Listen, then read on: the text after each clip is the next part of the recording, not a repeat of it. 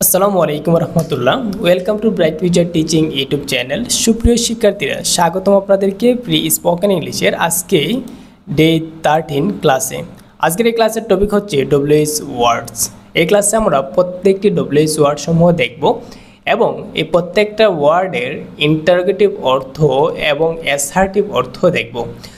শিক্ষার্থীরা, আমরা অনেকে মনে করি যে ডব্লিউএইচ ওয়ার্ডের শুধু ইন্টারোগেটিভ বাক্যে ইউজ হয়। তো আজকে আমি আপনাদেরকে দেখিয়ে দেব সেই ডব্লিউএইচ ওয়ার্ডগুলো শুধু ইন্টারোগেটিভ বাক্যে ব্যবহৃত হয় না, সেগুলো অ্যাসার্টিভ বাক্যের মধ্যেও ব্যবহৃত হয়।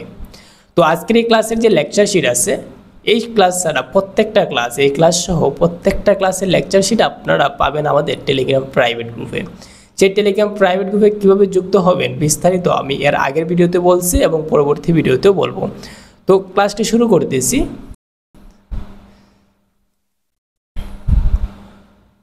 প্রথমে আমরা ডব্লিউএইচ ওয়ার্ড সমূহ দেখে নিই। দেখেন, আমি অনেকটা দাপে এগুলো সাজিয়ে রাখছি। প্রথমে দিলাম কি WH word, what, when, where, why, who, whom, এখানে এগুলো দিয়ে রাখছি।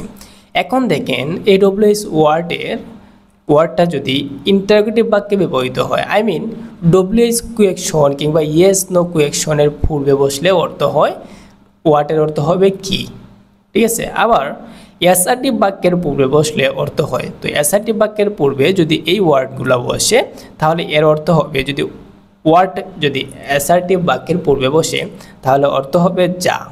ওয়েন যদি অ্যাসার্টিভ বাক্যের পূর্বে বসে অর্থ হবে যখন। ইন্টারোগেটিভে যখন বসবে তখন অর্থ হবে কখন।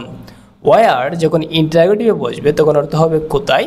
অ্যাসার্টিভে বসলে অর্থ হবে যেখানে বা যেথায়। সো আমরা ব্যবহারগুলো দেখব এর পরবর্তী ক্লাস থেকে। তবে আপনার কাছে একটা অনুরোধ রইল, এর পরবর্তী ক্লাসটা দেখার আগে আপনি এই ক্লাসের সম্পূর্ণ যে ওয়ার্ড মিনিংগুলো আমি দেখাই দেব এগুলো আপনি মুখস্থ করবেন। মুখস্থ করার পরে অর্থ সহকারে মুখস্থ করার পরে আপনি পরবর্তী ক্লাসটি দেখবেন, তাহলে আপনার জন্য বেটার হবে। ওয়াই অর্থ হচ্ছে ডব্লিউএইচ কোয়েকশন কিংবা ইয়েস নো কোয়েকশনের মধ্যে যদি ওয়াই বসে তাহলে অর্থ হবে কেন। আর অ্যাসার্টিভ বাক্যে ওয়াই বসলে অর্থ হবে যে জন্য বা কেন।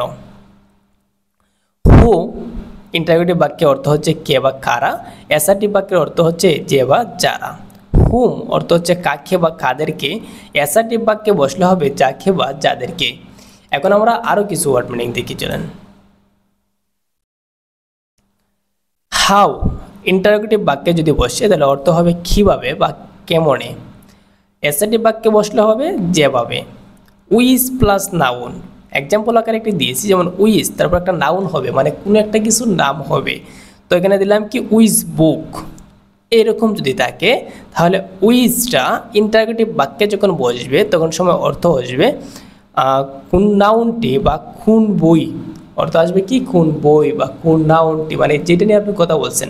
আমি যদি বলি কোন কলমটি, তোমার কোন বন্ধুটি, ঠিক আছে, তো যেটা থাকবে ওইটাকে নিয়ে কথা বলা হবে। তো অর্থ আসবে কি কোন, তারপরে ওই যে জিনিস নিয়ে আপনি কথা বলছেন সেটা হবে। আর যদি অ্যাসার্টিভ বাক্যে সেটা ব্যবহৃত হয় তাহলে যে নাউনটি বলতে কি যে বইটি, যে কলমটি, যে মানুষটি, বুঝতে পারছি?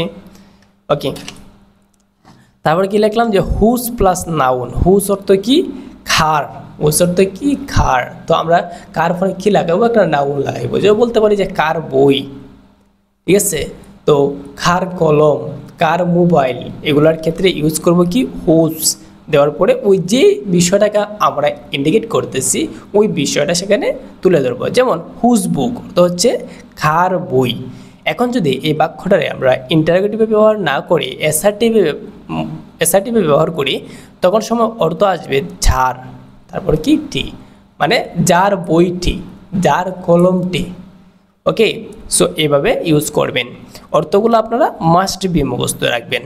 হাউ ফার অর্থ হচ্ছে কত দূর। অ্যাসার্টিভ বাক্য অর্থ হবে যত দূর। হাউ ওপেন অর্থ হচ্ছে কতবার, কত সময় পর পর। অ্যাসার্টিভ বাক্যে অর্থ হচ্ছে যতবার। হাউ লং ইন্টারোগেটিভ বাক্যে অর্থ হচ্ছে কতক্ষণ যাবত কিংবা সময়বেলা, কত লম্বা দৈর্ঘ্য সময়। তো কতক্ষণ যাবত আপনারা মুখস্থ রাখবেন, বাকিটা আমি আপনাদেরকে উদাহরণের সাথে বুঝিয়ে দেব। সো এই ক্লাসে আপনাদেরকে উদাহরণ নিয়ে কোনো চিন্তা করা লাগবে না, জাস্ট আপনারা মুখস্থ করবেন, বাকি দায়িত্ব আমার। তো হাউ লং যদি ইন্টারোগেটিভ বাক্য ব্যবহৃত হয় তাহলে অর্থ হবে যতক্ষণ যাবত। ঠিক আছে, এর পরবর্তী ধাপ আমরা দেখি WH words how many plus plural noun. How many যদি ইন্টারোগেটিভ বাক্যে বসে অর্থ হবে কতগুলো। হাউ মেনি অর্থ কি কতগুলো। তারপরে কতগুলো আম, হাউ মেনি ম্যাঙ্গোস। কতগুলো বই, হাউ মেনি বুকস। ঠিক আছে, কতগুলো কলম, হাউ মেনি পেন্স। এইভাবে ইউজ হবে। তারপর আমরা বিস্তারিত এক্সাম্পলের ক্লাসে দেখব, আপনারা শুধু অর্থগুলো মুখস্থ রাখবেন।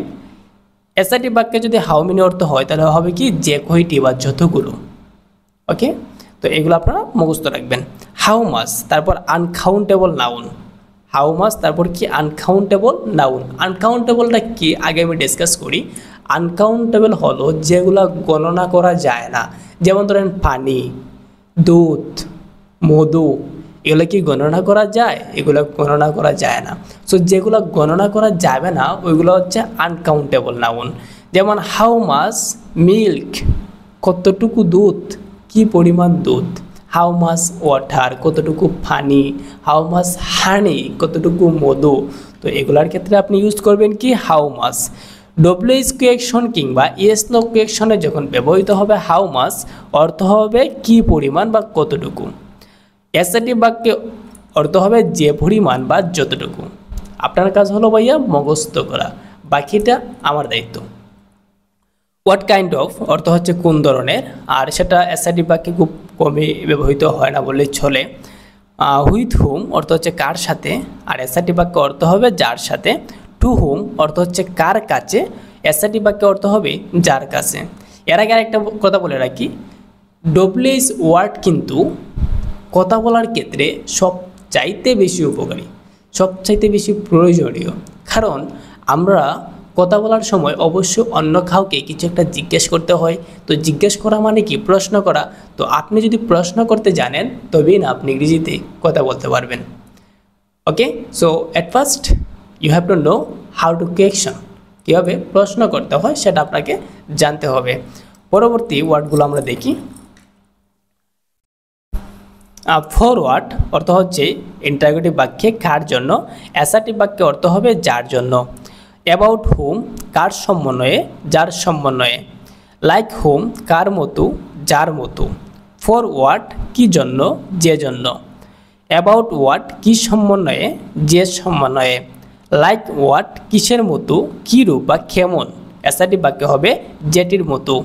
ফ্রম ওয়ার কোথা থেকে, যেটা থেকে। ইনউইচ প্লাস নাউন, ইনউইচ প্লাস নাউন অর্থ যেটিতে। ঠিক আছে, যদি আমরা বলি